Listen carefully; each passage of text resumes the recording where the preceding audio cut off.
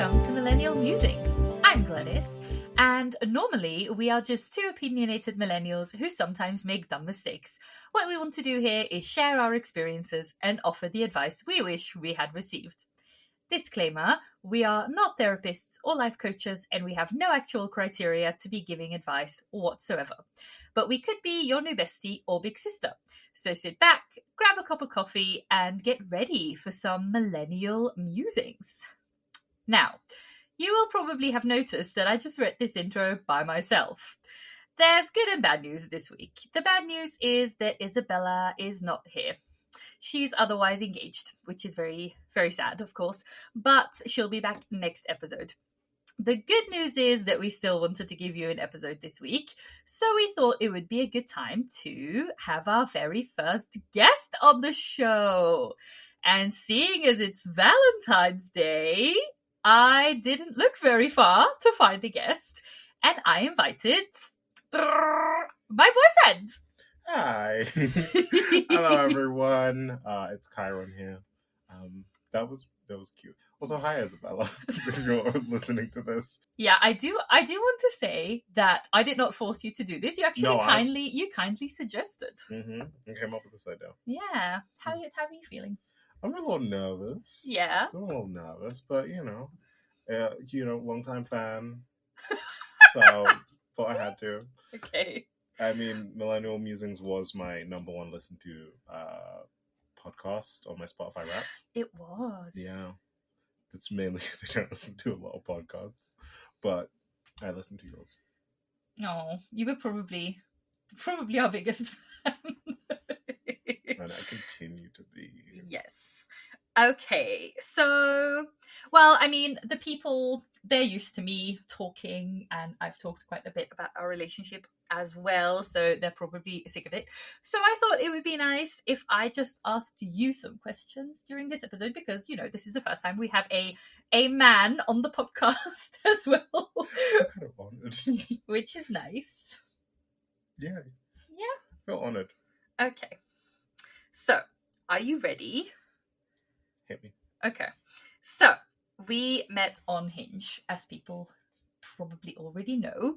So, when you decided to go on the dating apps and everything, what was your mindset? Like, what were you looking for? What was your what was your mindset? I started on Hinge mainly because it was an exercise in improving my self-confidence, because I had I was on Bumble and Tinder for a bit, but it was always I wouldn't do anything, to the point the app would then be like, hey, we're just gonna hide your account because you're not doing anything with this, because I was kind of really insecure and I didn't think I was good at this stuff, and then during lockdown and after lockdown I kind of had this epiphany of self-confidence and self-love, and was like, no, okay, we're gonna put ourselves back out there and we're gonna try this time, and we're gonna not hide behind oh, this is just not for me or anything like that. We're gonna actually make a full attempt. So I was actively on Hinge, and I put my best foot forward and tried this time, and it really did work out. Yeah. Also, I was just lonely, because at a certain point I kind of was I want to be in a relationship, and I feel like I'm ready to be in a relationship. And be with someone, and offer myself out, open myself up to somebody. And I was very lucky because the person I opened myself up to is amazing. And so win-win. Yeah, that was kind of my mindset. I wasn't I specifically, I got rid of Tinder after a while because I was Tinder is not a place for me. I'm realizing it was very much a hookup culture, and I'm not a hookup person. So I kind of moved into Hinge and Bumble, where it was more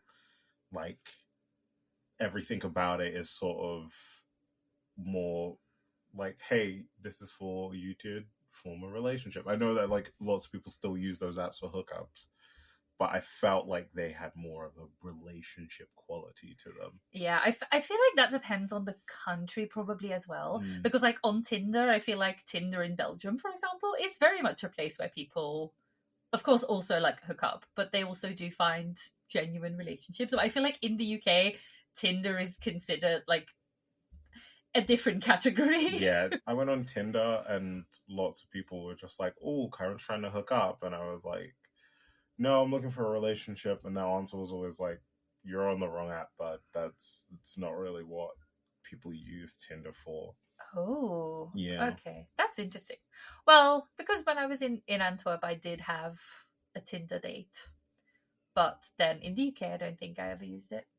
And on Bumble, I thought there were weird like weird people on Bumble, but then I've also heard the opposite from people. I've had people say Hinge is weird, and then they found people who were more their like type or what they were looking for on Bumble. So I don't know. I guess it depends. The one Bumble conversation I ended up having was with a young lady who like we began messaging. It was a hey and a hi, and then she must have messaged me, but I went into a movie.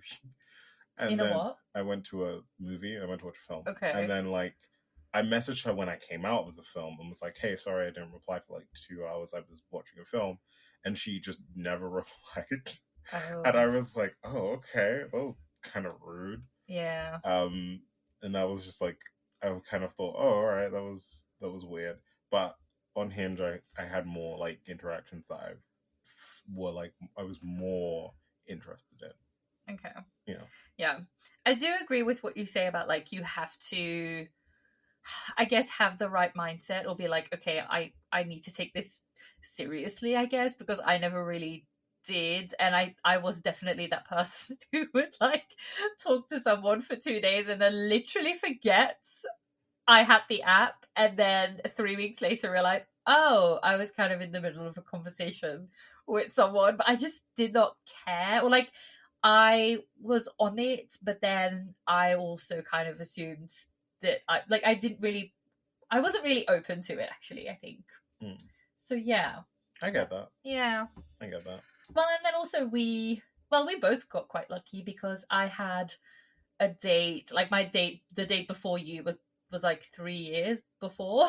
Mm-hmm. And you were my first date in 3 years. And then I was, for you, it was kind of similar, right? Oh yeah, I went on one date with a young woman that I met off of it was Hinge, and it was one of those things where we went out, went to get drinks, and I asked questions and I was trying to like get her to open up and talk more, and she just really didn't give me anything.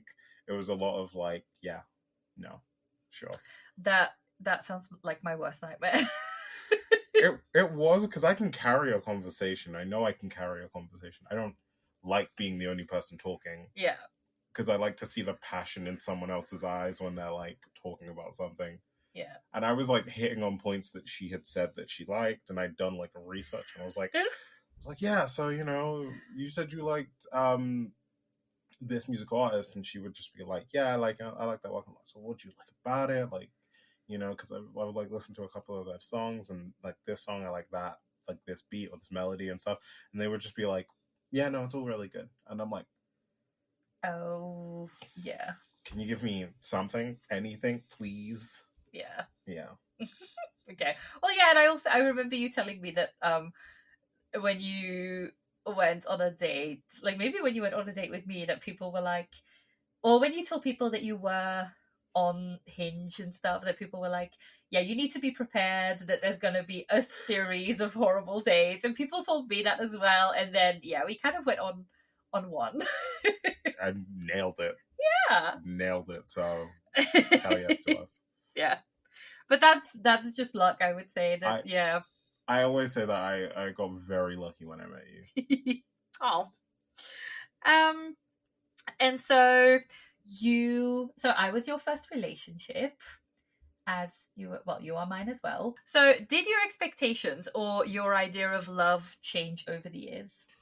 Yeah, of course. I think like you go from being a kid and watching Disney movies and being like this love is this sort of simple fantasy where it's like Prince Charming, and like everything just works, right? Like there aren't fights, or you believe that like couples who argue are bad couples. Mm-hmm. But like as I grew older, I started to realize that like no, that isn't what I want, and that's not real. Yeah. You know, because I want to be able to have that conversation, be like, okay, well, this thing that you did kind of pissed me off, and then we can just discuss it and then come out the other side of it. But also, like, you kind of realize that a relationship is work. Mm-hmm. It's not like gonna be simple and solved, and like, because with TV, it's you watch it for 30 minutes, and whatever happens in that like episode, the problem is resolved by 30 minutes. Yeah. And then in the next episodes, everything is like perfect, everything is like lovey-dovey, everyone's happy and like carefree. But that's not reality, that's not real life. No. It is like work.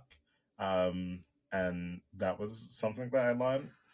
But then also, and I've, mentioned this quite a few times as well, but I feel like also in media, in like films and TV and everything, it's also the case, and especially I think for me, and for you growing up, that like very toxic or like unhealthy relationships also are so romanticized that like growing up, I very much had this idea of like, oh, it has to be these like extreme ups and downs because otherwise it's not real and it's not passionate and like you have to fight for it. But like actually no, like the things that are like the way relationships were portrayed on shows like, I don't know, Gossip Girl or something.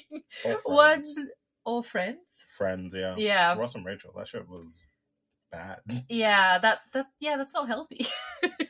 No. Yeah, it was a lot of that. And then also, I don't know, there's this idea that like you meet someone and it's going to be the one, and that relationship is going to be it forever. Yeah. And like coming to the realization in my mind that that was not going to happen, or like there is like still this thing of like it could end it, and having to get used to that, but then realizing also that like it's not like wasted time. Every like relationship is an opportunity, because I talk to my friends and then they're like, oh, I'd like that relationship ended, it was such a waste of my time, and I'm like, well, no, because you genuinely felt something for this person.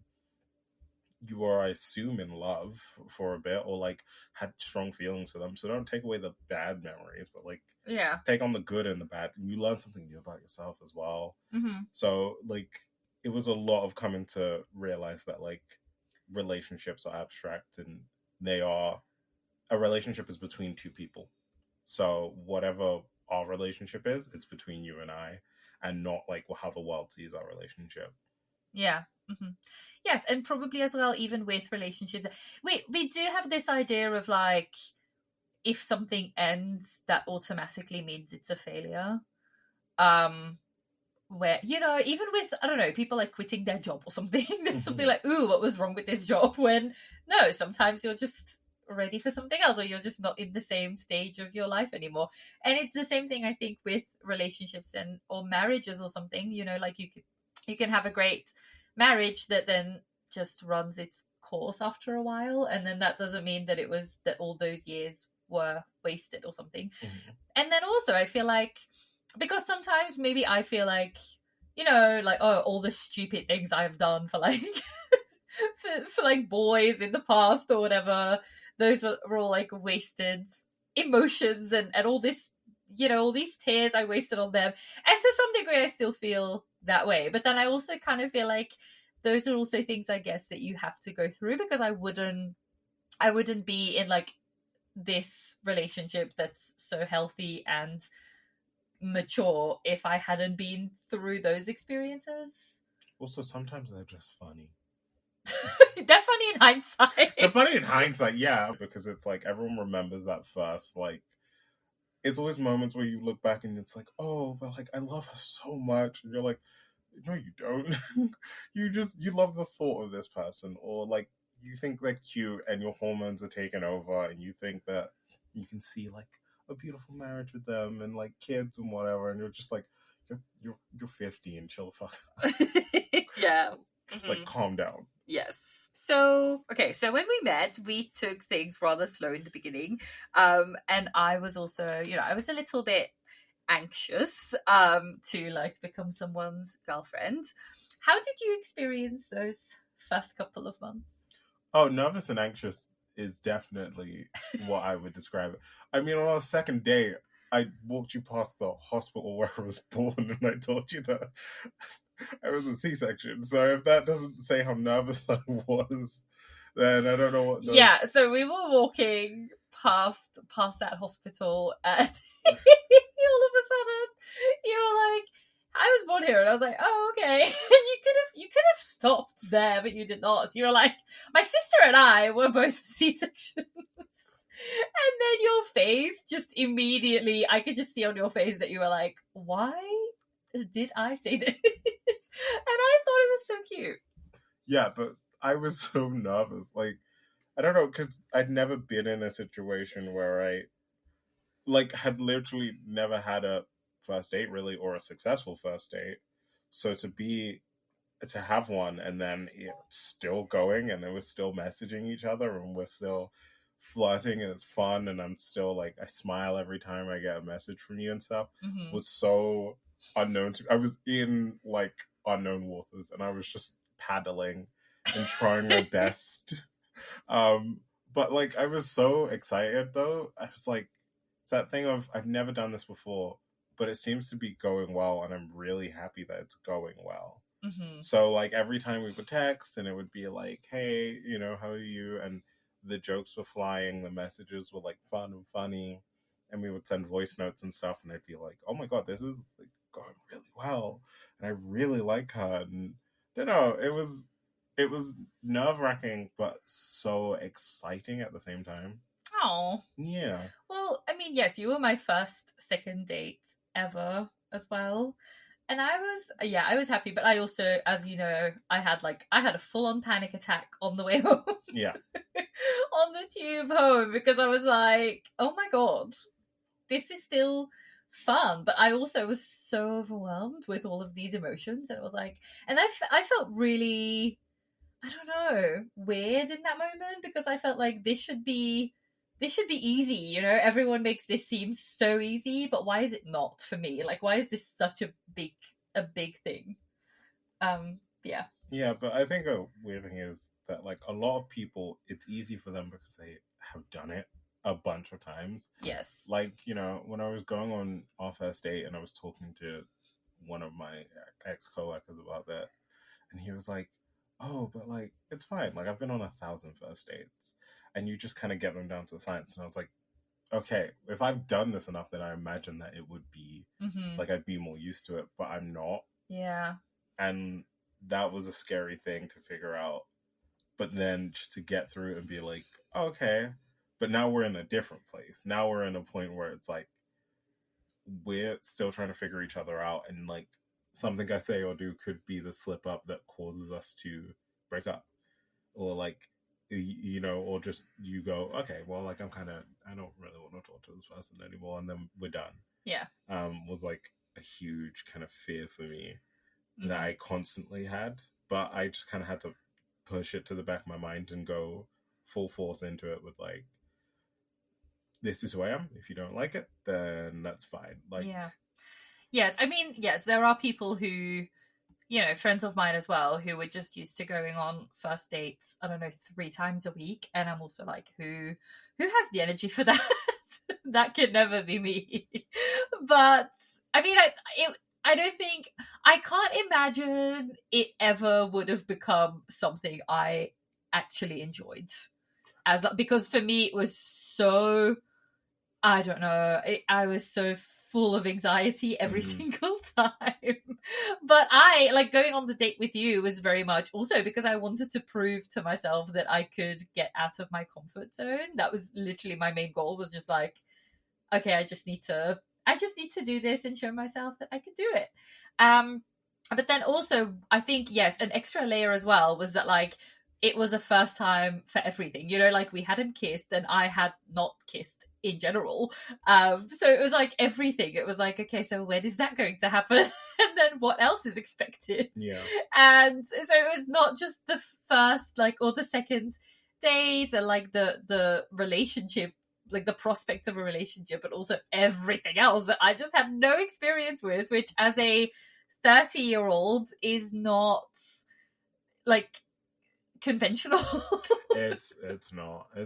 My dating history was one date when I was like 13, 14, and then that other date, and then you and I turned into this, like a relationship.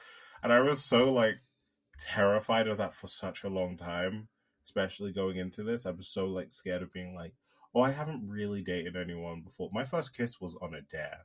So I was like walking into this being like, I have no idea what's going on or what's going to happen. Yeah. So for it to work out well was amazing. Yeah. Yeah. Okay. Would you say that there's a lot of pressure on young men to have a relationship and to have sex? Yes. And I don't think it's not like the pressure of like a group of guys being like, hey, like you haven't had sex before? Nerd. It's a weird societal thing a lot of the time because I was never pressured by friends. Everyone was like fine if I didn't date anyone. But you can only go to so many outings with your friends and then they're like, "Oh, how's your love life?" And you say, "Oh, dead." And then they go, "Oh, okay." And then move on, but they're still talking about their relationships and stuff like that before you start to feel like the odd one out or the awkward one. Mm-hmm. And it's not like they're making you do that, but like just, it's part of the conversation you have with your friends. Yeah.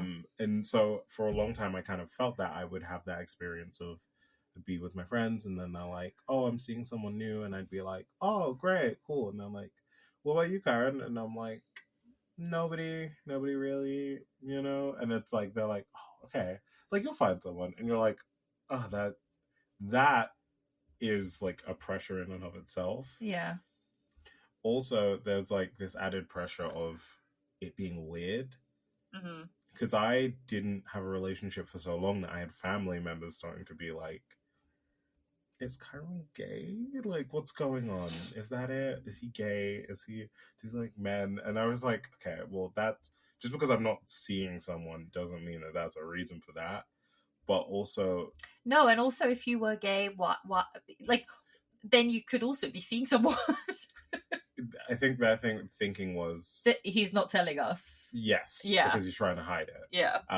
Which bigger questions, but like I just kind of you do get this weird pressure of like, if you're not seeing someone, what's wrong with you? Yeah. Or like what? And that I did carry that mentality for a long time. Yes. It was one of the reasons that I felt like I had such a low self-confidence and self-esteem, because I was like, why isn't this happening for me?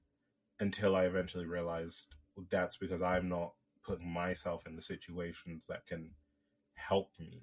Mm-hmm. Like I would like someone for a really long time, but I would become their friend, which is not a bad thing, because I'd always I always wanted a relationship in which I was best friends with that person, but I wouldn't try to make it romantic or anything like that, and then I would just be stuck in the kind of like the friend zone, which I do not believe in. Mm-hmm. But then like have to kind of be sitting there for a long time and just be in this weird miasma state.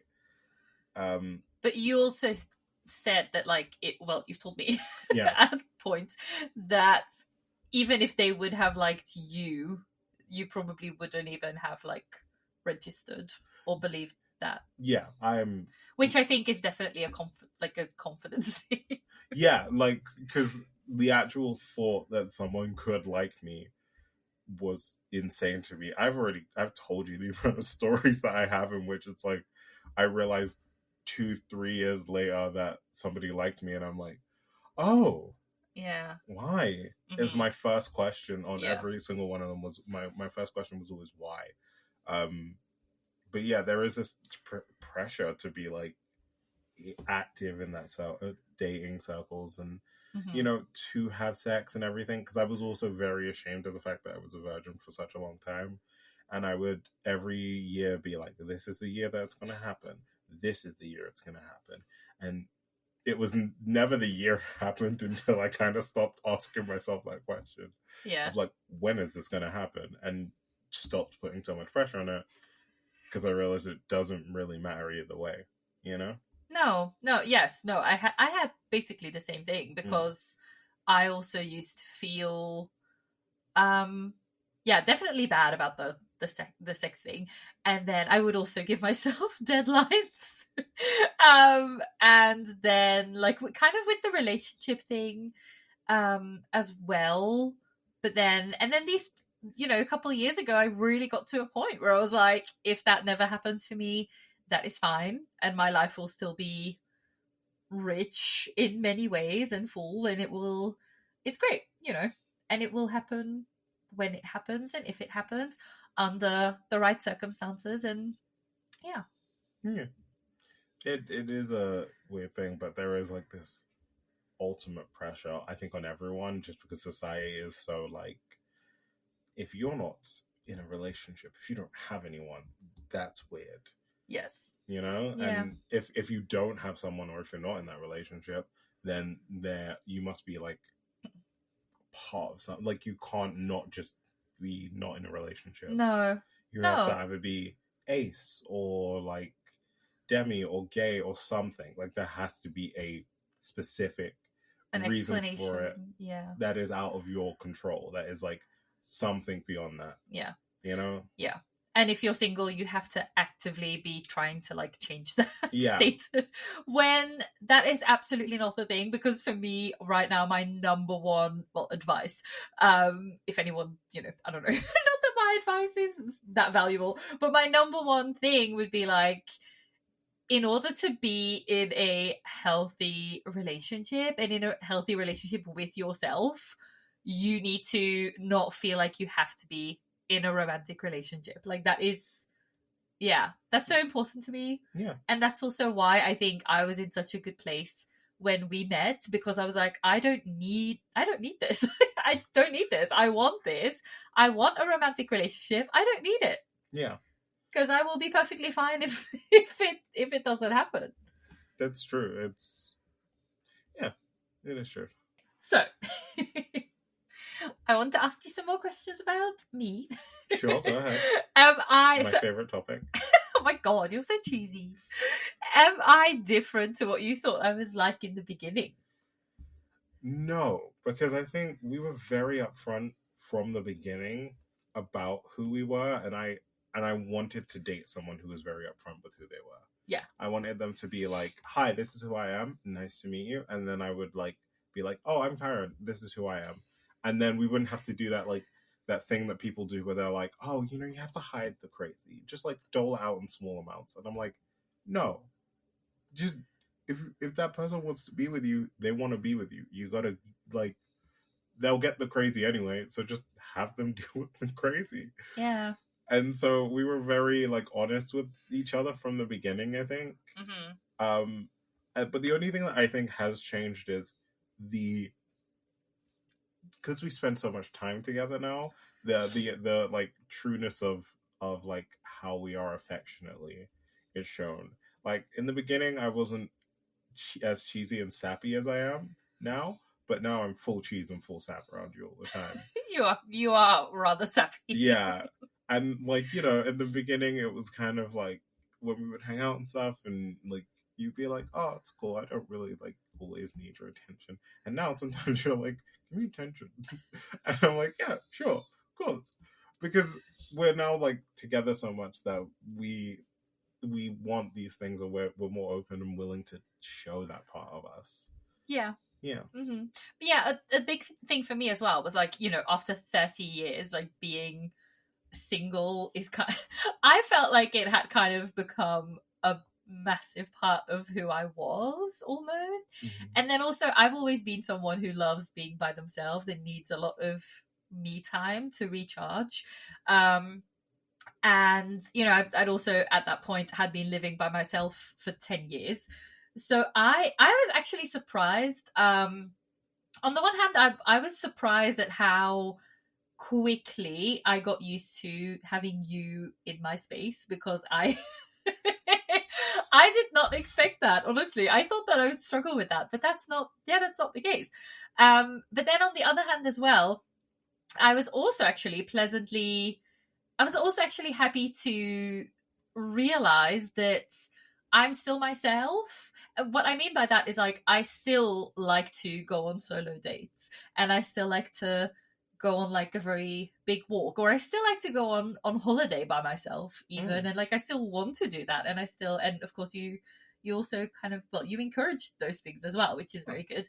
So yeah, I'm happy that that's still me, if that makes sense. Yeah. I don't know if it would be a situation where now I would be like, no, I don't do these things anymore because I want to do everything with you. I would almost feel like I would lose part of myself or something.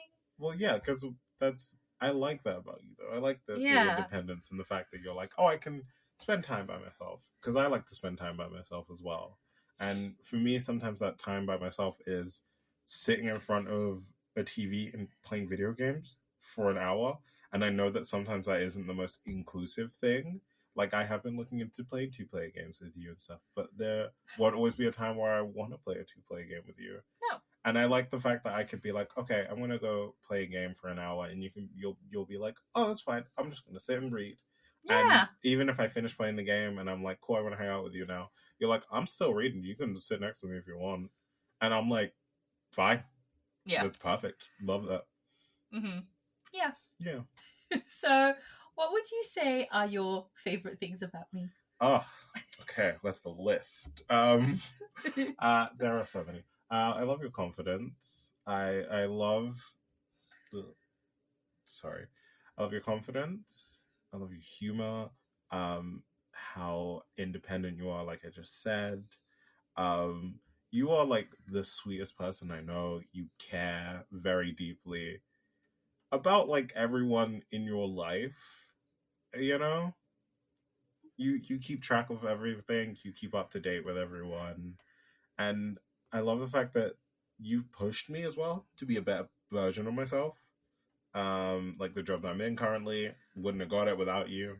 Mm-hmm. And like every time I get kind of in my head or get naysay and I'm like, well, I don't really think I should do this because I don't think like it will work, you kind of just like, well, you haven't tried it yet, so let's try it, and I'll be there with you and I'll help you do it and everything.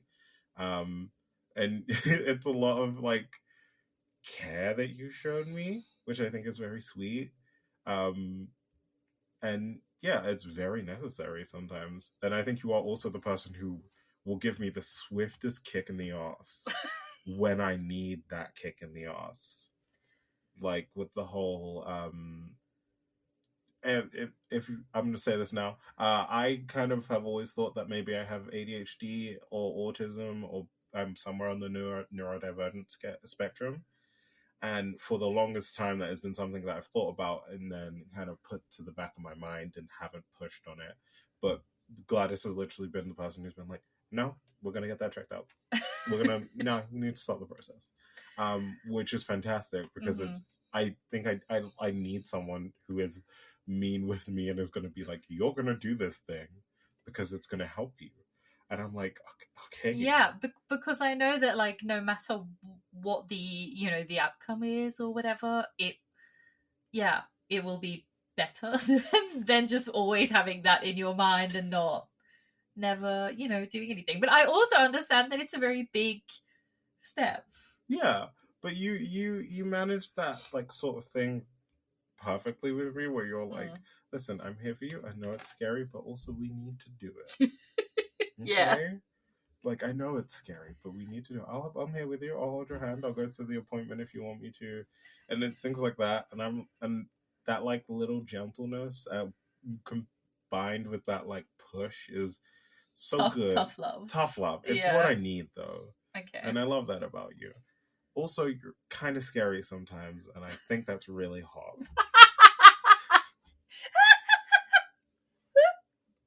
We might have to cut that. Yeah, Isabella, you can choose to keep that in or not. I just wanted to say it. Yeah. Ooh, I'm blushing. Also, you're easy on the eyes. Why, thank you. Yeah. Oh, well, I mean, Oh, I love that. That's so sweet. Thank you. We're so cheesy. Well, it is Valentine's Day, Yeah. you know. Jesus, that's what Valentine's Day is for. Yeah, we did want to because we talk a lot of shit on this podcast. We wanted to have some positive stories as well. So here we are. But yeah, I mean, you definitely. Yeah, I mean, there are so many things I like about you as well. You are like the kindest person I've ever met. Honestly, I've never. Don't get emotional. I've never known anyone who's like more like nicer and more selfless. I don't know.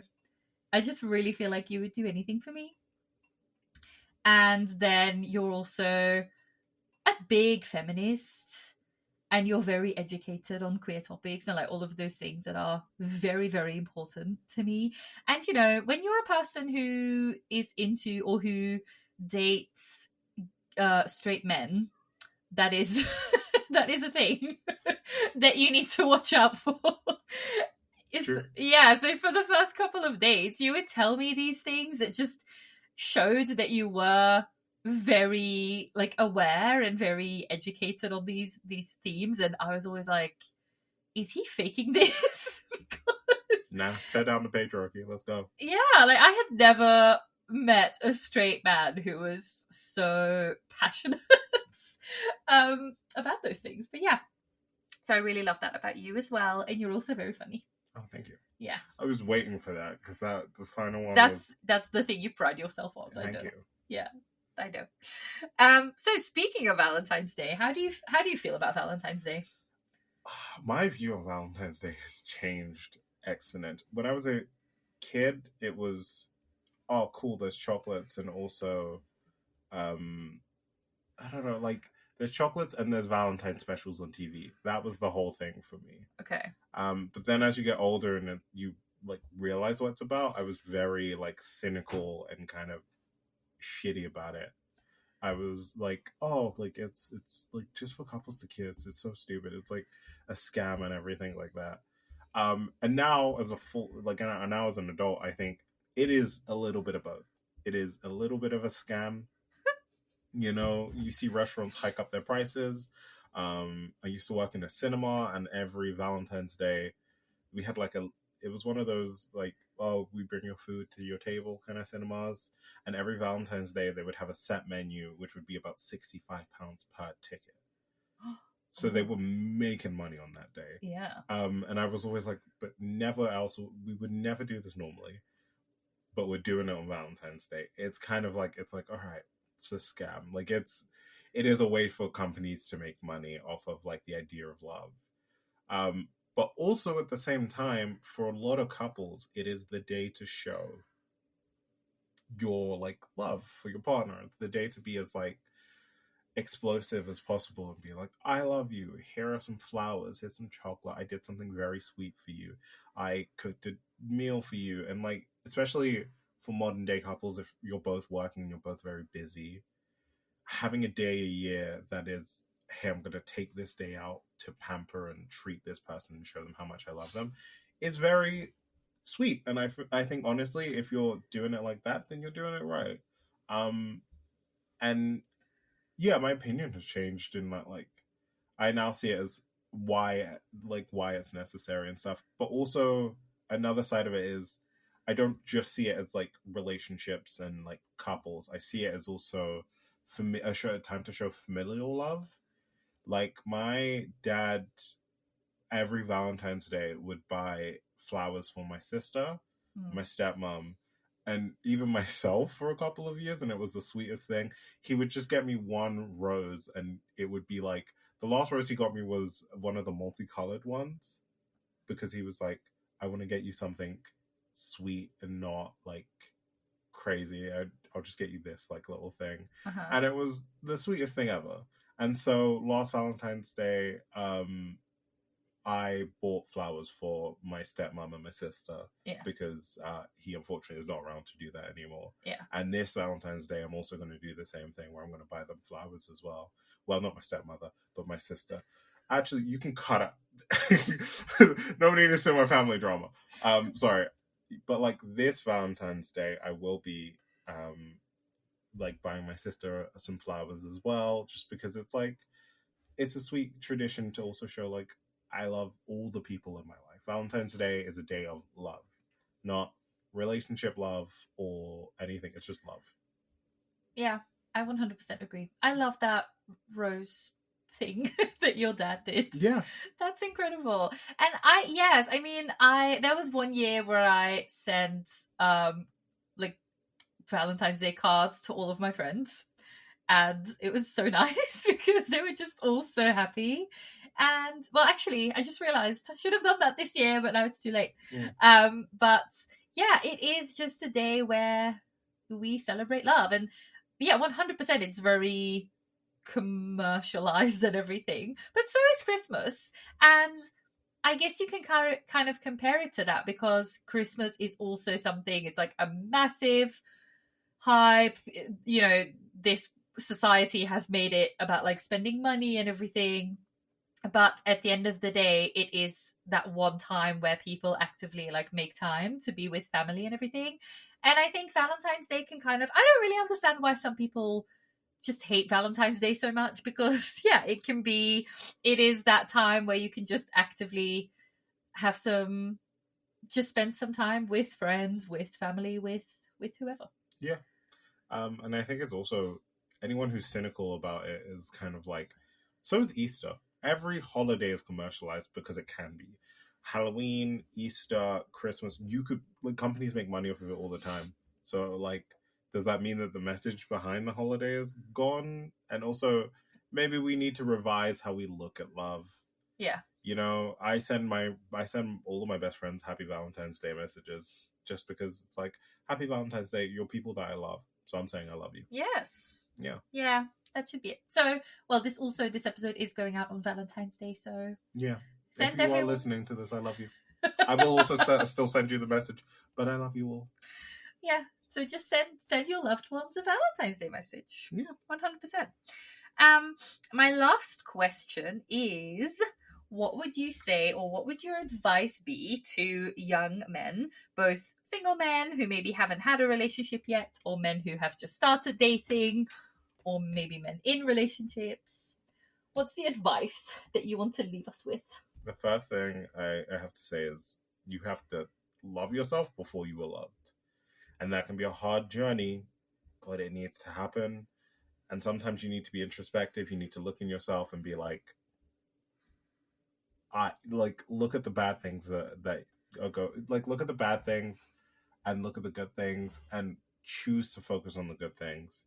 Don't forget the bad things are there, but just like, they're part of you. Fine, you can deal with them, but like, just don't dwell on it.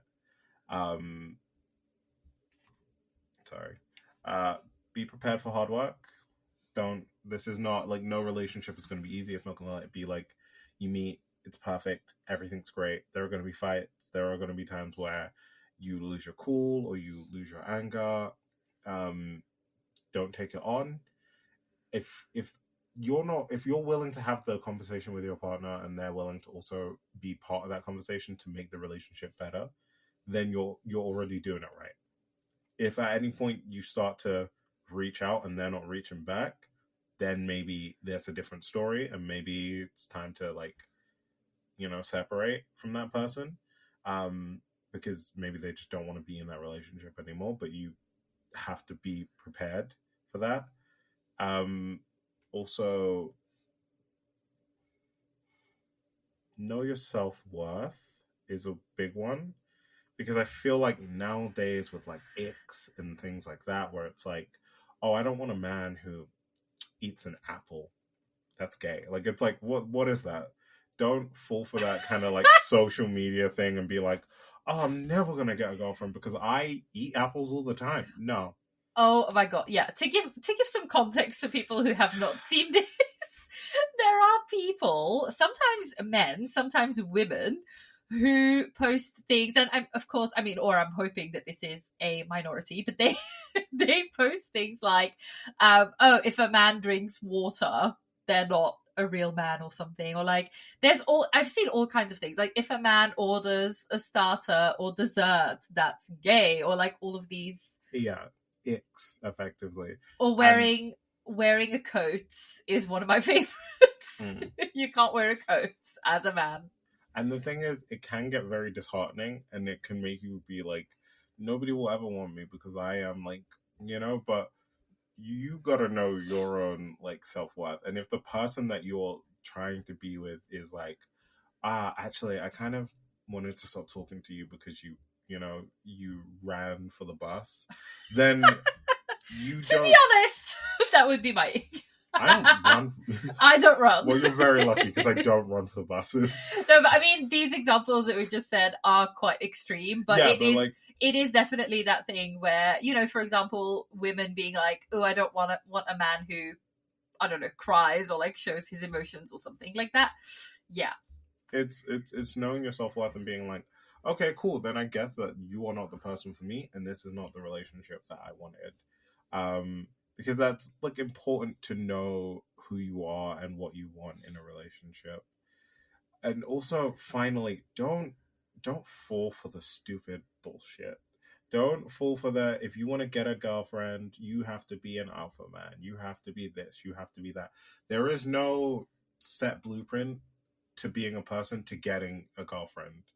Be as true to yourself as possible and you will find somebody. You will meet a person who likes you for who you are and who wants you for who you are and like isn't afraid of that and isn't afraid of you and will kind of like enjoy those parts of you. Because like a lot of that is kind of, it's like, it's bullshit that somebody sells you so that they can make money off of you or so that they can propel their ideas and rhetoric like forward and be like, this is who you have to be. Then it's not true. It's just like a weird microcosm of like effect of this stupid red pill society that like is forming that wants you as part of your like their little crowd of people to spread their messages and stuff like that, and a lot of it just isn't right for people. And I'm tired of seeing people fall for it and then be like, why can't I get a date? And it's like, well, maybe stop saying that stuff then. Maybe stop being that person. Yeah. But yeah, and also I think another thing that like one thing that people have to is you have to know your emotions. You gotta be emotionally intelligent. You gotta be able to say, I'm feeling this way and explain why and talk it out with somebody. Because it's just very important. Yeah.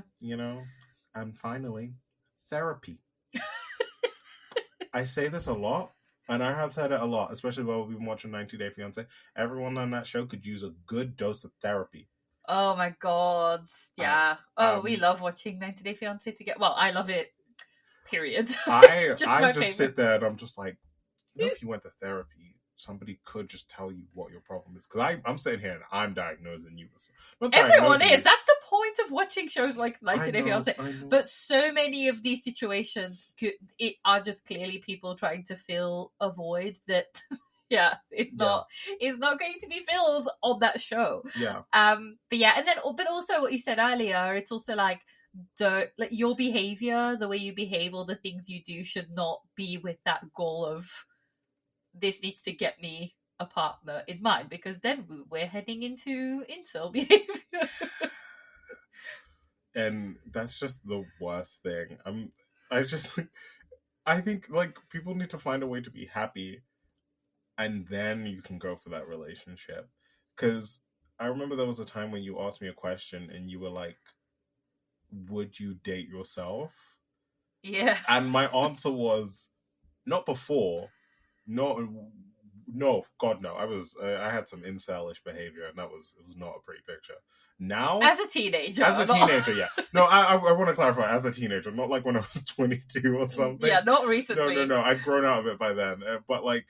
And also not the like being, no, spewing hate online and everything. No. Just like the friend zone sort of nice guy mentality of like, I opened a door for you and she doesn't like me. What's going on? Yeah. But then I grew out of that real fast. You realize that nobody owes you anything. Yeah, nobody owes me shit. Okay, that's the golden rule of life. Nobody owes you anything.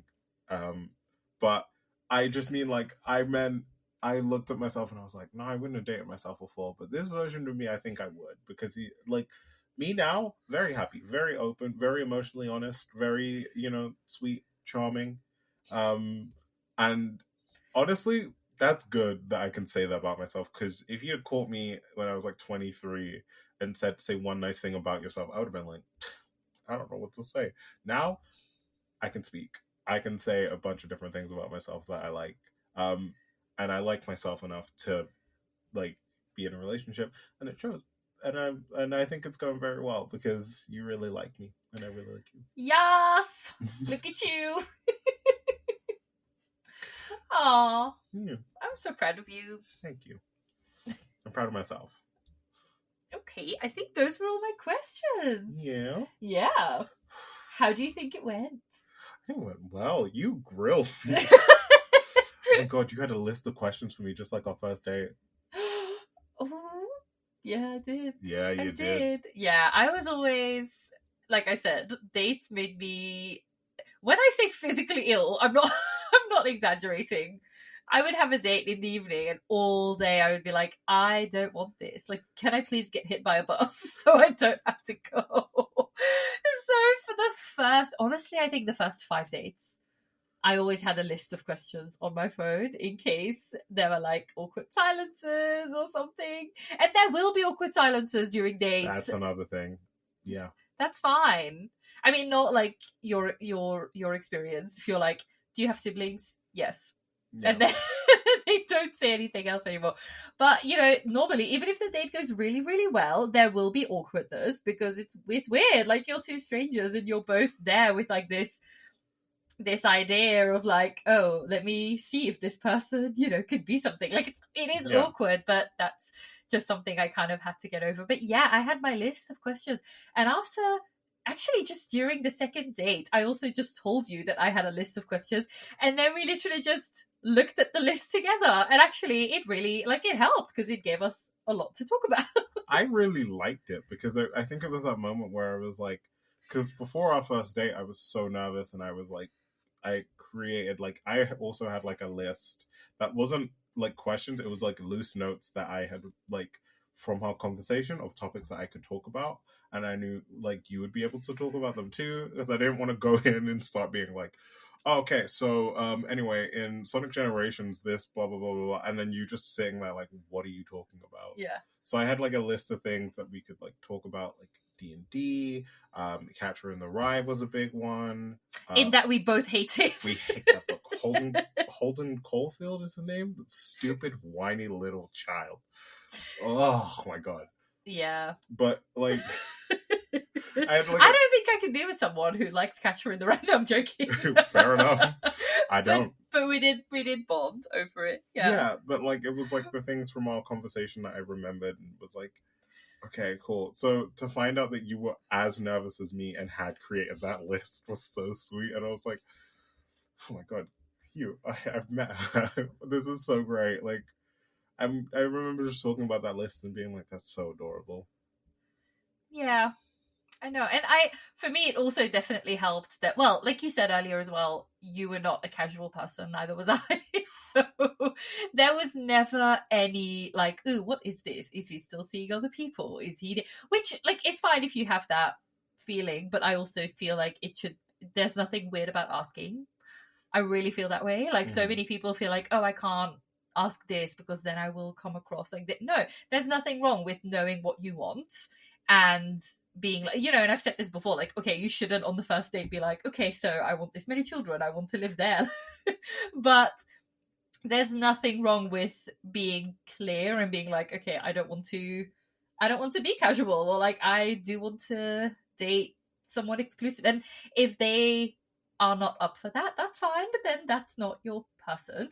And so it really calmed me down. Well, I was still an anxious mess, but I was less of an anxious mess because you were very serious as well, and because I knew that you were nervous as well, but that you still, I don't know, like you calmed me down a lot, I think. No. Yeah. Thank you. Yeah. You made me feel like, I don't know, like you kind of had like, you were kind of like, I've got you. I've got this for both of us, I think. And that really helped. Well, I mean, I think it goes to show that, like, I think our anniversary is our first date.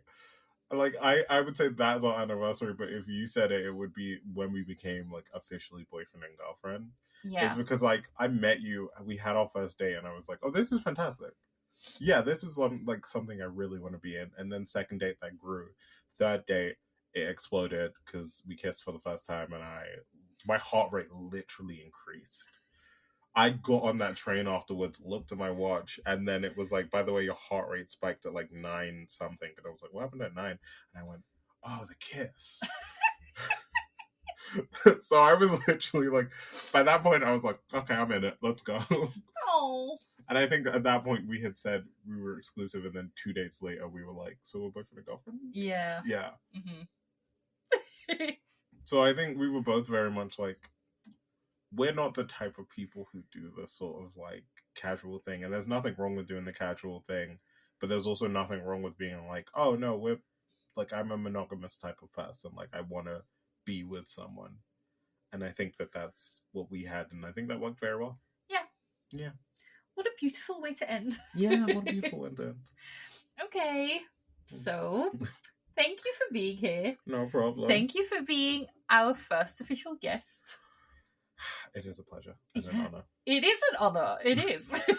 So, we'll be back next week with a regular episode. Isabella will be back. So, thank you so much for listening. Happy Valentine's Day.